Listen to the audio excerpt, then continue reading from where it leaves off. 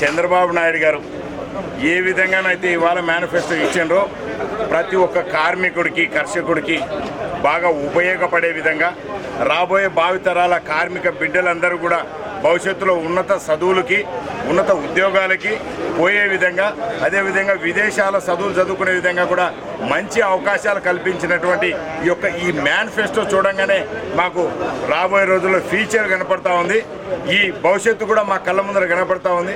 గతంలో ఉన్న ప్రభుత్వం మా బడుగు బలహీన వర్గాలైనటువంటి ఎస్టీ ఎస్సీ బీసీ మైనారిటీ లోన్లు ఏదైతే ఉన్నాయో ఆ లోన్లన్నింటినీ కూడా సబ్సిడీ లోన్లను తీసేసినటువంటి ఇప్పుడున్న ప్రభుత్వం జగన్మోహన్ రెడ్డి ప్రభుత్వం. మరి ఈ ప్రభుత్వం సబ్సిడీ లోన్లు తీసి మా కార్మికుల నోరు కొట్టి మా కర్షకుల నోరు కొట్టి ఎంతో ఇబ్బందికరంగా గురి చేసినటువంటి ఈ ప్రభుత్వాన్ని పారదోలే రోజైతే ఈ మేనిఫెస్టో ద్వారా మేమందరం ఐక్యత అయ్యి ఇవాళ రాయచోటి నియోజకవర్గం వేదికగా రాంప్రసాద్ రెడ్డి గారు తెలుగుదేశం పార్టీ అభ్యర్థిత్వంగా నిలబడినటువంటి ఆయన అభ్యర్థాన్ని బలపరుస్తూ రాష్ట్ర వ్యవధి నుంచి చంద్రబాబు నాయుడు గారికి ఆయనకు ఉన్నటువంటి కూటమి పార్టీకి ఓటేసి గెలిపించాలని మా కార్మికులందరికీ గతంలో కూడా పిలుపునిచ్చినాం.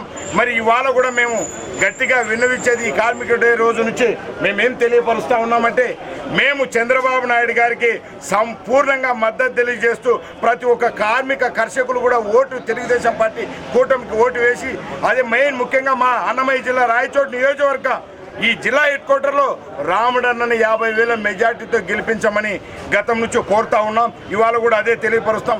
కానీ ఇక్కడ స్థానికంగా ఉన్నటువంటి ఎమ్మెల్యే శ్రీకాంత్ రెడ్డి గారిని నేను గత 10-15 రోజుల నుంచి కూడా వీడియోల ద్వారా గత 5 సంవత్సరాల నుంచి కూడా నేను విమర్శిస్తూ ఉన్నటువంటి మాట విదితమే తదితమే. కానీ నిన్న మొన్న ఒక వీడియో ద్వారా వైరల్ అయినటువంటి వీళ్ళు చేసినటువంటి స్కాములు కానీ స్కీములు కానీ వైరల్గా మారినటువంటి ఆ వీడియోను చూసి నిన్ననట మిథున్ రెడ్డి గారు గౌరవ మంత్రి పెద్దిరెడ్డి రామచంద్రారెడ్డి గారికి ఆ వీడియో చూపిస్తే ఆయన అన్న మాటలు నాకు విశ్వసనీయ సమాచారం. ఇది ఆయన అన్న మాటలు ఏంటంటే ఈ సిద్ధార్థ గౌడ్ అనే బీసీ బిడ్డ ఈ కార్మికుడు వీడు డ్రైవర్ కార్మికుడు వీడు గౌడ బిడ్డ వీడు దళిత మాదిగల కులంలో పెళ్లి చేసుకున్నాడు.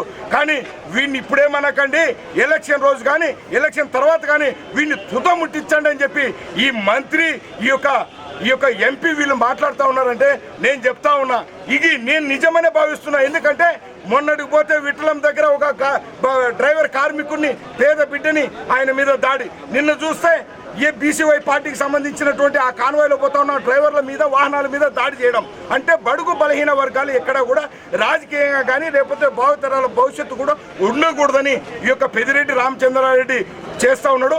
బిడ్డ నేను ఒకటే చెప్తున్నా, ఈ ఎంపీగా నీకు డిపాజిట్లు లేకుండా నీకు మిథున్ రెడ్డి చెప్తా ఉన్నా డిపాజిట్లు లేకుండా నీకు మీ అయ్యా రామచంద్రారెడ్డికి డిపాజిట్లు లేకుండా ఓడగొట్టే ప్రయత్నం మేము చేస్తూ ఉన్నాం. అన్నమయ్య జిల్లా వేదికగా మేము అన్ని విధాల చర్య తీసుకున్నాం. రాయచోటి వేదికగా రాంప్రసాద్ రెడ్డి గారిని 50,000 మెజార్టీతో గెలిపించుకుని మాకు మొట్టమొదటి అసెంబ్లీలో అడుగు పెట్టే విధంగా మేము మా రాయచోటి నియోజకవర్గ బడుగు బలహీన వర్గాలైనటువంటి ఎస్టీ ఎస్సీ బీసీ మైనారిటీ బిడ్డలందరము ఏకతాటి మీద ఉన్నాం. మీ ఎవడొచ్చినా కూడా బరాబర్ మీకు రాజకీయ సమాధి కట్టడానికి మేము సంసిద్ధులమై యుద్ధానికి రెడీగా ఉన్నామని తెలియపరుస్తూ సెలవు తీసుకుంటాం. డ్రైవర్ల కార్మికులుగా మద్దతు తెలిపేదానికి లోకేష్ బాబు గారి దగ్గరికి పోయినాం.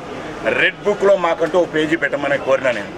ఎందుకు సార్ ఈ విధంగా రెడ్ బుక్లో మాకు ఒక పేజీ ఎందుకు పెట్టాలి మిమ్మల్ని నేను ఎందుకు కోరుతా ఉన్నానంటే మా తెలుగుదేశం కార్యకర్తల మీద మాలాంటి కార్మిక సంఘాల వాళ్ళ నేతల మీద అందరి మీద కూడా నా మీద 37 కేసులు పెట్టిండ్రు. ఇవాళకి ఈ రాయచోటి నియోజకవర్గ ఎమ్మెల్యే రాజంపేట ఎమ్మెల్యే ఇద్దరు కలిసి నా మీద 37 కేసులు అటెంప్ట్ మర్డర్ కిడ్నాప్ రేపులు ఎర్రచందనాలు గంజాయి అని వీళ్ళు చేసేది మా మీద ఈ కేసులు పెట్టేది మమ్మల్ని ఇంత అణచివేత గురి చేశారు. కాబట్టి ఇలాంటిది నేను ఒక కార్మిక బిడ్డకి రాజకీయ పార్టీకి అనుసంధానంగా మేము డ్రైవర్ కార్మికులు మా మీద ఇంత అణచివేత గురి చేశారంటే మరి తెలుగుదేశం పార్టీ కార్యకర్తల్ని ఇంకెంత గురి చేసి ఉంటారో ఒక్కసారి ఆలోచించమని ఒక్క పేజీ ఈ కార్మికుల బిడ్డకు ఒక్క పేజీ పెట్టండి. ఈ కొడుకులు ఎవడెవడైతే దారుణానికి ఒడిగట్టిరో వీళ్లకు దెబ్బకు దెబ్బ లెక్కకు లెక్క వడ్డీకి వడ్డీ చక్కెర వడ్డీ గిఫ్ట్ రిటర్న్ గిఫ్ట్ ఇచ్చేదానికి మాకు అవకాశం ఇవ్వమని మహాప్రభుని లోకేష్ బాబు గారిని కోరుకోవడం జరిగింది.